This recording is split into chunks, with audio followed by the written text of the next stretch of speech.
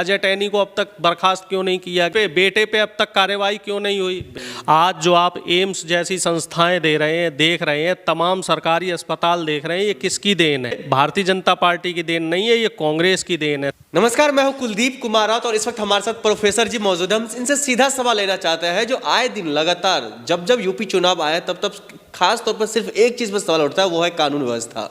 कानून व्यवस्था पर आए दिन लगातार विपक्ष भी सवाल खड़ा कर रहा है और जो पक्ष में है वो तो लगातार इस पर यह कह रहा है जो सबसे अव्वल नंबर पर सबसे बढ़िया व्यवस्था कानून व्यवस्था खास तौर पर यूपी में है। यही जानने के लिए मैं अरुणेश यादव जी से मैं जानने की कोशिश करूंगा। आपका बहुत बहुत स्वागत है हमारे चैनल पर। सबसे पहला सवाल, वो जो दावा कर रहे हैं, गृह मंत्री अमित शाह जी दावा कर रहे हैं, मुख्यमंत्री जी दावा कर रहे हैं, उत्तर प्रदेश में जो कानून व्यवस्था है वो सबसे बढ़िया है। भाई पहले तो चीज़ एक ये समझनी पड़ेगी कि भारतीय जनता पार्टी पिछले 7 साल में सिर्फ दावे करती रही है, सिर्फ वादे करती रही है। ज़मीनी हकीकत इनकी बहुत अलग रही है। अगर ज़मीनी हकीकत देखा जाए तो 2013 में, पहले हम थोड़ा इंडिया की बात करते हैं, 2013 में लगभग 32,000 बलात्कार की घटनाएं हुई थी, जो मोदी जी की सरकार में आने के बाद 2014 में एकदम से बढ़ के 37,000 हो गए, 2015 में 38,000 हो गए, 2016 में वही घटनाएं 36,000 से ज़्यादा थी, 2017 में वही घटनाएं 35,000 के करीब थी, 18, 19, 20 के अभी आंकड़े आए नहीं हैं। तो आप इससे अंदाज़ा लगा सकते हैं कि महिला सुरक्षा पे इनका काम क्या हो रहा है। अगर हम क्राइम रेट की बात करें तो क्राइम रेट 2013 में जितना था उससे तकरीबन अब तक 2018-19 तक के आंकड़े हमारे पास हैं, लगभग 51% क्राइम रेट भी बढ़ चुका है। ये क्राइम रेट वो है जो मुकदमे दर्ज हुए हैं, जिनकी शिकायत पुलिस में की गई है। ऐसे कई मामले ऐसे भी हैं जिनमें पुलिस ने प्राथमिकी नहीं ली है, पुलिस ने शिकायत दर्ज नहीं की है। तो क्राइम रेट भी बढ़ रहा है, महिलाओं के खिलाफ जो बलात्कार और हत्याओं के केस हैं वो भी बढ़ रहे हैं। अब अगर बात करें उत्तर प्रदेश की, तो पिछली जो सरकारें थी, चाहे मायावती जी की सरकार हो या अखिलेश यादव जी की सरकार हो, उसमें जो क्राइम हुआ था, चाहे घरेलू हिंसा के केस हों, चाहे महिलाओं के साथ दुराचार के केस हों, या फिर नॉर्मल जो क्राइम है, उसके जो 5 साल के आंकड़े थे उसको योगी सरकार के दौरान सिर्फ 3 साल में ही क्रॉस कर दिया गया। सिर्फ 3 सरकार। वही मैं आपसे कह रहा हूं कि जो इनके दावे हैं, दावों में और जमीनी हकीकत में बहुत फर्क है। और जो गृह मंत्री शाह जी आते हैं, इस तरह की बातें इसलिए कह रहे हैं क्योंकि ये चाहते हैं कि जो 10, 20, 50 जो भी अपराधी रह गए हैं वो भी इनकी पार्टी में शामिल हो जाएं। जो 2019 की मोदी सरकार की जो कैबिनेट बनी है, उस कैबिनेट में 42% दागी मंत्री हैं, 42% ऐसे लोगों को मंत्री बनाया गया है जिनके ऊपर मुकदमे दर्ज हैं। और अगर योगी सरकार की बात की जाए तो योगी सरकार की जो कैबिनेट है उसमें 325 जो विधायक हैं उसमें से 84 विधायक ऐसे हैं जिनके ऊपर हत्या या हत्या के प्रयास के मुकदमे दर्ज हैं। और छोटे बड़े मुकदमों की बात की जाए तो 114 विधायकों के ऊपर मुकदमे दर्ज हैं। तो आप इससे अंदाजा लगा सकते हैं कि इनके वादे क्या हैं, इनके दावे क्या हैं और जमीनी हकीकत क्या है। ये अपराधियों को हर जगह संरक्षण देते हुए नजर आते हैं। कुलदीप सेंगर का केस आपके सामने है। अभी देखो कालीचरण का केस, कालीचरण ने जिस तरीके से उत्तराखंड में बयान दिया है, धर्म को राजनीति से जोड़ा है, गांधी जी के खिलाफ जिस तरीके से अभद्र टिप्पणी की है, तो बहुत ही निंदनीय है और इसको पकड़ा नहीं गया। उत्तराखंड सरकार की सहमिली रही।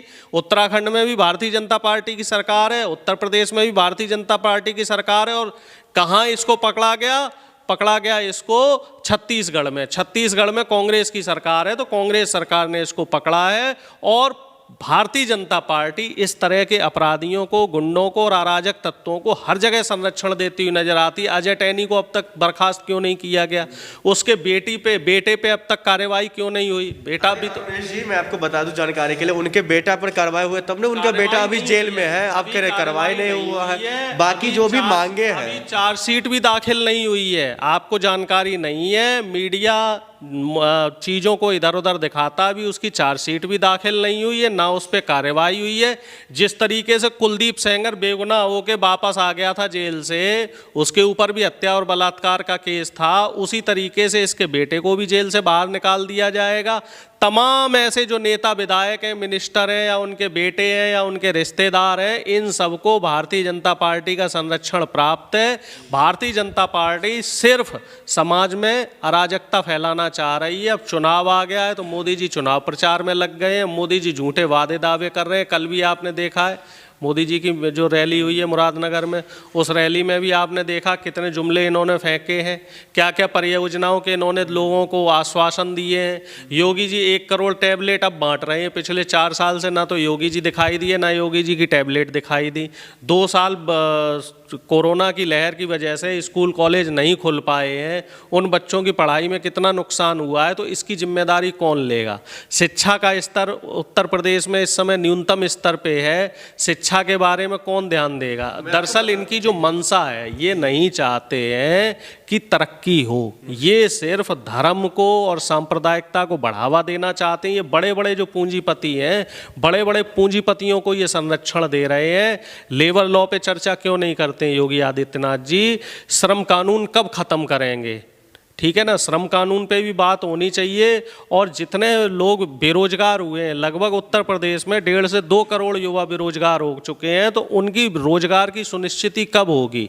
योगी जी ने ऐप तो लॉन्च कर दिया है कि घर बैठे रोजगार देंगे, लेकिन वो ऐप उनका काम नहीं कर रहा है। ठीक है, तो जो वादे हैं और जो दावे हैं और जो ज़मीनी हकीकत है, उसमें बहुत फ़र्क है। भारतीय जनता पार्टी तो यही कह रही है, जो हम सिर्फ हवा में कुछ नहीं कर रहे हैं, हमारी जो भी काम है वो ज़मीन पर है। इस बार का चुनाव हम विकास पर लड़ेंगे, इस बार का चुनाव हम कानून व्यवस्था पर लड़ेंगे, इस बार का चुनाव हम सुरक्षा व्यवस्था को लेकर के लड़ेंगे। तो चाहते हैं कि विकास पे, कानून व्यवस्था पे, सुरक्षा पे, रोजगार पे चुनाव लड़ें। योगी आदित्यनाथ जी मतलब 5 साल में वो कोई काम नहीं किया। औंधे मुंह गिरे हैं, काम किए हैं ना। अपराधियों को संरक्षण देने का काम किया है, सरकारी खजाने का कैसे प्रचार में दुष्प्रचार, वो प्रचार तंत्र में सरकारी खजाने को कैसे इस्तेमाल किया जाए, ये काम इन्होंने किया है। खजाने पे शिकंजा करने के तो आईटी रेड करवा रहे हैं ना। उत्तर प्रदेश में योगी जी की सरकार है और दिल्ली में पोस्टर लगे हुए हैं। 80 करोड़ से ज्यादा रुपया तो सिर्फ इन्होंने दिल्ली में प्रचार करने में खर्च कर दिया है। फ्लाईओवर कहाँ का लगा रखा है? कलकत्ता का लगा रखा है। फैक्ट्रियां कहाँ की लगा रखी हैं? अमेरिका की लगा रखी हैं। एयरपोर्ट कहाँ का दिखा रहे हैं? बीजिंग का, चाइना का एयरपोर्ट दिखा रहे हैं। तो इनके दावे वादे में फर्क है। इनकी जो परियोजनाएं थी, जितनी पिछली सरकारों की परियोजनाएं थी, उन्हीं का ये शिलान्यास करते हुए नजर आए, उन्हीं का ये उद्घाटन करते हुए नजर आए। बेरोजगारी भत्ता इन्होंने नहीं दिया। अमेरिका जैसे देश में भी लॉकडाउन लगा था और उसमें रोजगार जो बेरोजगारी भत्ता है वो $1,500 दिया गया। इन्होंने बेरोजगारी भत्ता बंद कर दिया। पिछली सरकार 1,000 रुपये बेरोजगारी भत्ता देती थी। विधवा पेंशन ये देती थी पिछली सरकारें, तो इन्होंने विधवा पेंशन भी बंद कर दी, बेरोजगारी भत्ता भी बंद कर दिया। और जो पिछली सरकार में जो सब्सिडी थी, चाहे वो किसानों की बिजली की सब्सिडी हो, पानी की सब्सिडी हो, किसानों को खाद की सब्सिडी हो, वो सारी सब्सिडी बंद कर दी। खाद भी महंगी कर दी इन्होंने, बिजली भी महंगी कर दी। इस समय बिजली 7 रुपये से ज़्यादा है, 7 रुपये पर यूनिट से ज़्यादा, और आदमी परेशान है, आदमी के पास रोजगार नहीं है। ठीक है, आपसे मैं आखिरी सवाल लेना चाहता हूँ। जिस तरह से आपने तमाम उनके जो दावे हैं, तमाम उनके जो काम है, तमाम उनकी जो रणनीति, उस पर आपने सवाल खड़ा किया। अभी जो जिस तरह से नज़दीक चुनाव जैसे जैसे आ रहे हैं, तो हर एक पार्टी, सिर्फ भारतीय जनता पार्टी नहीं, कांग्रेस भी, समाजवादी पार्टी भी, बसपा भी, तमाम बड़े बड़े जो वादे करें, उस पर तो फिर चुनाव के आखिरी में आगे के वो लोग, तमाम लोग क्यों काम करते हैं? भाई पहले एक चीज़ आप ये समझ लो, भारतीय जनता पार्टी के अलावा चाहे कांग्रेस की सरकार रही हो, 60-65 साल सेंटर में कांग्रेस की सरकार रही है। आज जो आप एम्स जैसी संस्थाएं दे रहे हैं, देख रहे हैं, तमाम सरकारी अस्पताल देख रहे हैं, ये किसकी देन है? ये भारतीय जनता पार्टी की देन नहीं है, ये कांग्रेस की देन है। तमाम जो आप सरकारी यूनिवर्सिटी, कॉलेज देख रहे हैं, इंस्टीट्यूट्स देख रहे हैं, ये किसकी देन है? ये भी कांग्रेस की देन है। जो दवाइयों के लिए जो प्रयोगशालाएं बनी है, वो किसकी देन है? कांग्रेस की देन है। कई सारे काम किए जिससे देश का नाम रोशन हो। ठीक है, बात तो सुनिए, जितने भी ये निजी कंपनियां थी, इनका राष्ट्रीयकरण पिछली सरकारों में किया गया, कांग्रेस की सरकारों में किया गया। ठीक है, मुफ्त शिक्षा की बात हो, मुफ्त इलाज की बात हो, तो इसकी जो सुनिश्चिति है, ये पुरानी सरकारों ने की है। नए जो इस समय भारतीय जनता पार्टी की सरकार है, ये सिर्फ और सिर्फ निजीकरण को बढ़ावा दे रही है। ये 16 से ज़्यादा जो सरकारी कंपनियां थी, इनको बेच चुकी है, और 100 से ज़्यादा सरकारी कंपनियां जो है वो बिकने की कगार पे हैं। शुक्रिया अनुरेश जी हमारे साथ बातचीत करने के लिए। लेकिन हकीकत यही है, जो तमाम जो पार्टी यही दावा करे, जो हमारे मतलब सत्ता में चाहे वो भाजपा की सरकार हो, चाहे वो कांग्रेस की सरकार हो, या फिर तमाम जो भी सरकारें आती है, तो वो दावा यही करती है जो हमारे सरकार में हमने काफ़ी अव्वल नंबर पर काम किया। लेकिन हकीकत क्या है वो इस बार कहीं ना कहीं चुनाव के वक्त में दिखाई दे ही देगा। आप देखें तो फॉरवर्ड न्यूज़, साथी सहयोगी मोहम्मद आसिफ के साथ। नमस्कार।